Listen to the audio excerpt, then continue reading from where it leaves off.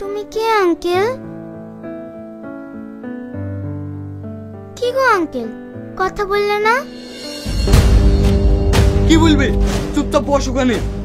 আমি এখানে কিভাবে এলাম? আমি তোকে কিডন্যাপ করে এনেছি। তাই?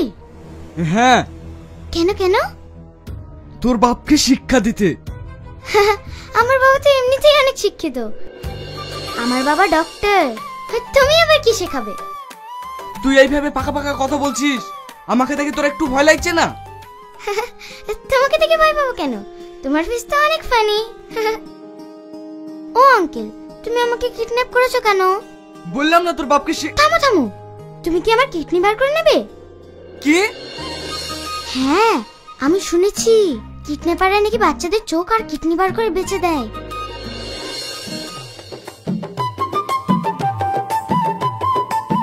ও আঙ্কেল, বলো না, তুমি কি সত্যি আমার পেট থেকে কিডনি বার করে নেবে?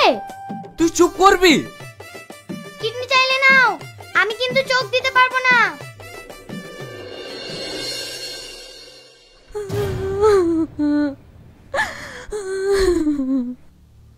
আপনারা একদম চিন্তা করবেন না, আমরা যেভাবে হোক তোজোকে খুঁজে বার করবই।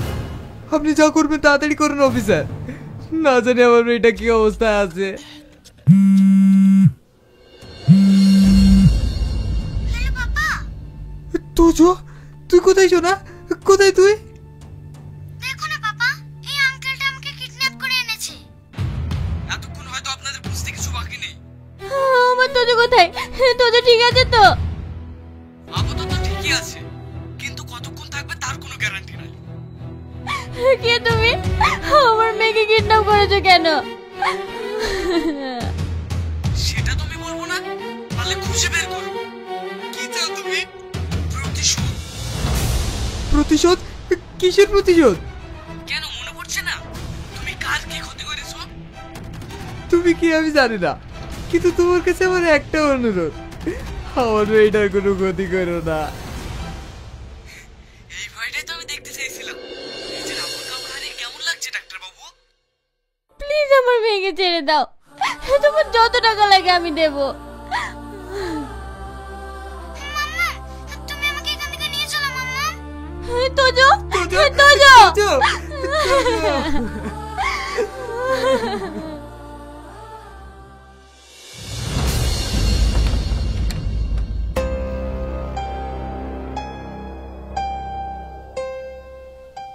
এটা খেয়ে নে।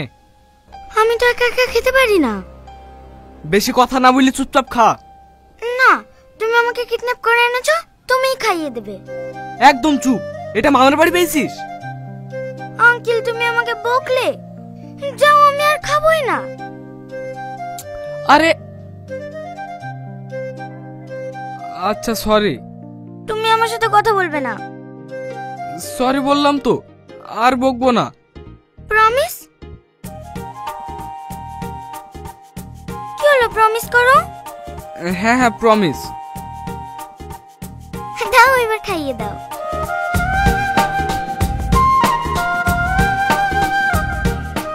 আহা করো।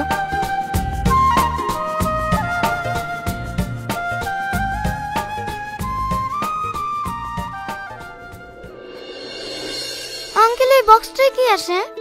ওটা রেখে দাও। কেন আঙ্কেল? ওতে ভূত আছে, এখানে এসো খেয়ে নাও।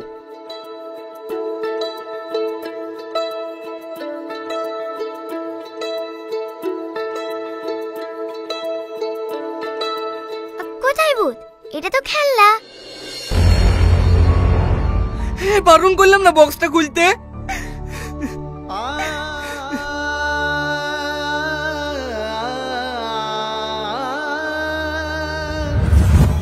ওষুধটা খেয়ে নাও বাবু। না, আমাকে খেলনাটা না কিনে দিলে আমি খাবোই না। কি হলো, বাবু খাচ্ছে না কেন? দেখুন না, সে কখন থেকে জেদ ধরে বসে আছে। কেন? হসপিটাল আসার সময় একটা খেলনা দেখেছে, সেটা কিনে না দিলে নাকি ওষুধই খাবে না।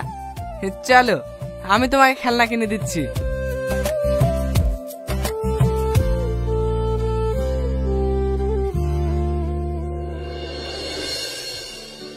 কোন খেলনাটা নিবা? ওইটা।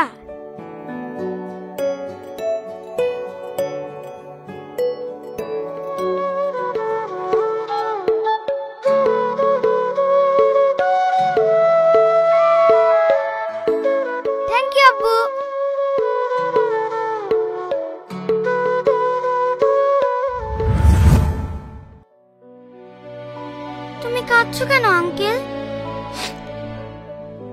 এমনি। এটা কে? ওটা আমার ছেলে রাজু, 1 মাস হয়ে গেল মরে গেছে।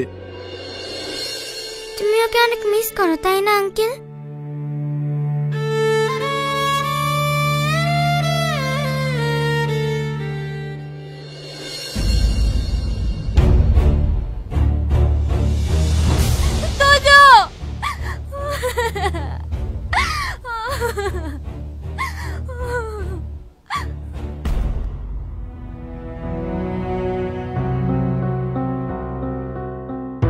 আমি জানতাম তুমি এই বকমিটা করবে।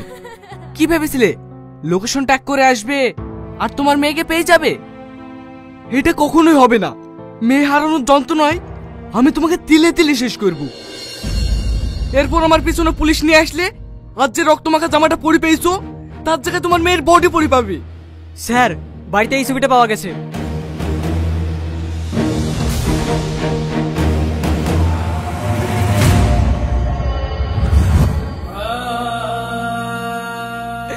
এই বাবু, বাবু কথা বল না। তুই যা যাবি তাই আমি কিনে দেবো। চোখ গোল না, একবার চোখ গোল।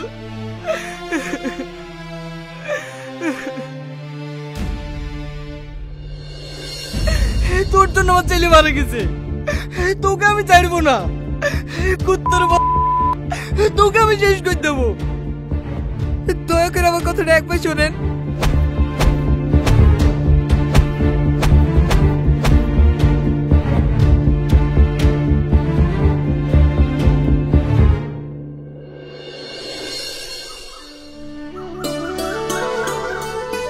ওয়াও, এটা কোন জায়গা আঙ্কেল? এটা আমার গ্রাম, এইখানে আমার বাড়ি। তোমার গ্রামটা কিন্তু অনেক সুন্দর। তুমি এর আগে কখনো গ্রামে আসোনি? না, বাবা মা সেরকম সময়ই দেয় না আমাকে। কেন, তোমরা কোথাও ঘুরতে যাও না? বছরে একবার কোথাও নিয়ে যায়, সেখানে গিয়ে ও কাজ করে। আর বাড়িতে তোমার সঙ্গে খেলে না? কোথায় খেলে? 2 মাস থেকে বলছে পার্কে নিয়ে যাওয়ার জন্য, কিন্তু সময়ই পাই না। তুমি কিন্তু বেশ ভালো আঙ্কেল। আমি আবার ভালো হলাম কিভাবে? এই যে আমাকে এত ঘোরাচ্ছ, চকলেট কিনে দিচ্ছ। পাগলি।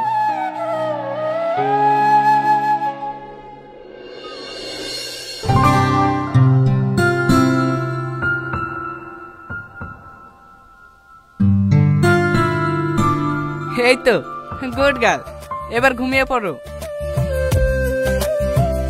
কোথায় যাচ্ছ? আমার একা একা ভয় করবে তো। আচ্ছা ঠিক আছে। ওখানে কি করছো? এখানে বসো।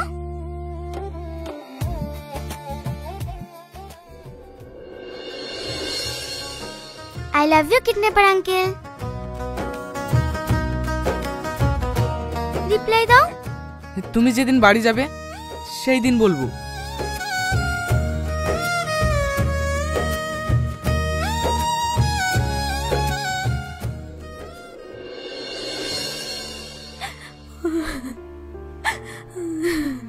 তুমি এভাবে ভেঙে পড়ো না সাথী, দেখবা সব ঠিক হয়ে যাবে। একদম আসবে না আমার কাছে। আজ তোমার জন্য আমার মেয়ে কিডন্যাপ হয়েছে। ওর যদি কিছু হয়ে যায় আমি তোমাকে ছাড়বো না। তুমি বিশ্বাস করো, সেদিন আমার হাতে কিচ্ছু ছিল না, আমাকে বাধ্য হয়ে কাজটা করতে হয়েছে।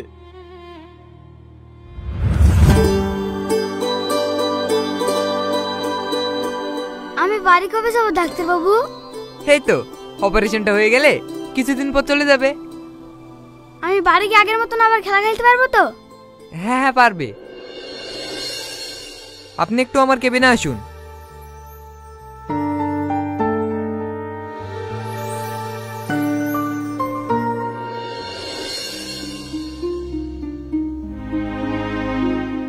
লিভারও তো সহজে পাওয়া যায় না, এটা অনেক রেয়ার জিনিস।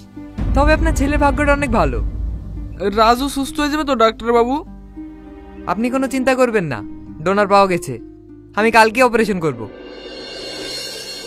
আপনাকে অনেক অনেক ধন্যবাদ ডাক্তার বাবু।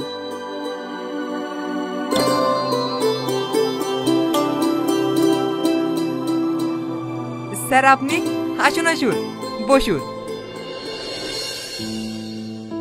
কিছু বলবেন স্যার? তুমি তো জানো সেলিম, আমার স্ত্রী অসুস্থ। হ্যাঁ, রিপোর্টগুলো দেখলাম, 90% লিভার ড্যামেজ। আমার হসপিটালে যে ডোনারটা পাওয়া গেছে তার লিভারটা তুমি আমার স্ত্রীকে দেওয়ার ব্যবস্থা করো। এটা কিভাবে সম্ভব স্যার? ওটা তো রাজুর জন্য। সব সম্ভব, তোমাকে যেটা বলছি সেটা করো। না স্যার, কালকের মধ্যে রাজুর অপারেশনটা না হলে আমরা ওকে বাঁচাতে পারবো না। কে মরলো কে বাঁচলো আমার সেটা দেখে লাভ নাই, আমি শুধু আমার স্ত্রীকে বাঁচাতে চাই।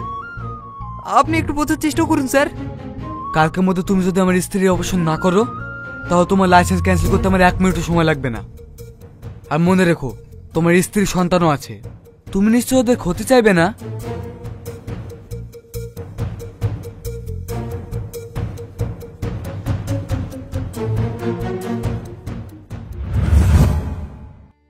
সেদিন আমি নিরুপায় ছিলাম, শুধু তোমাদের কথা ভেবে আমি এই অন্যায় কাজটা করতে বাধ্য হয়েছি।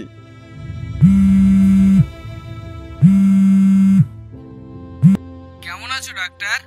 আশা করছি ভালো নেই।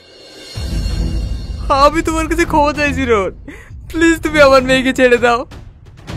ছাড়বো ছাড়বো, আগে তোমার বিচারটা হোক। তুমি বলো আমাকে কি করতে হবে, আমি সব করতে রাজি।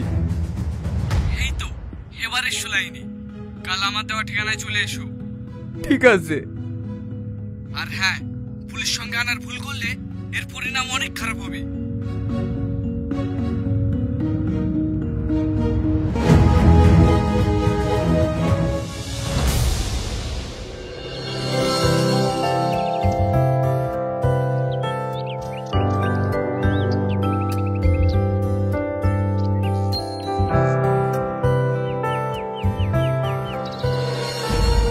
তোজো, পাপা, আমি চলে এসেছি রোহন, যা শাস্তি দিয়ে আমাকে দিতে পারো, শুধু আমার মেয়েটাকে ছেড়ে দাও। মনে কর সেদিনের কথা, যেদিন আমার রাজুকে তোর জন্য মরতে হয়েছিল।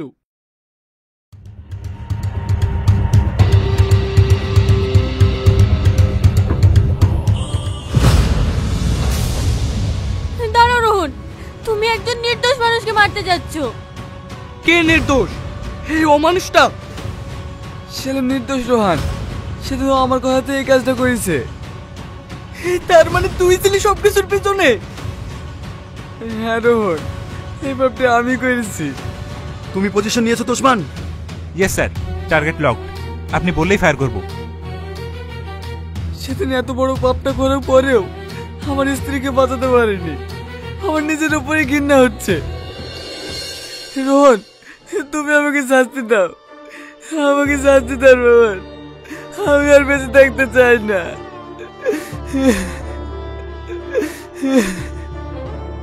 ও আঙ্কেল, তুমি ওনাকে ক্ষমা করে দাও না। Shoot him. আঙ্কেল, তোমার কি হলো আঙ্কেল? কথা বলো না, কথা বলো।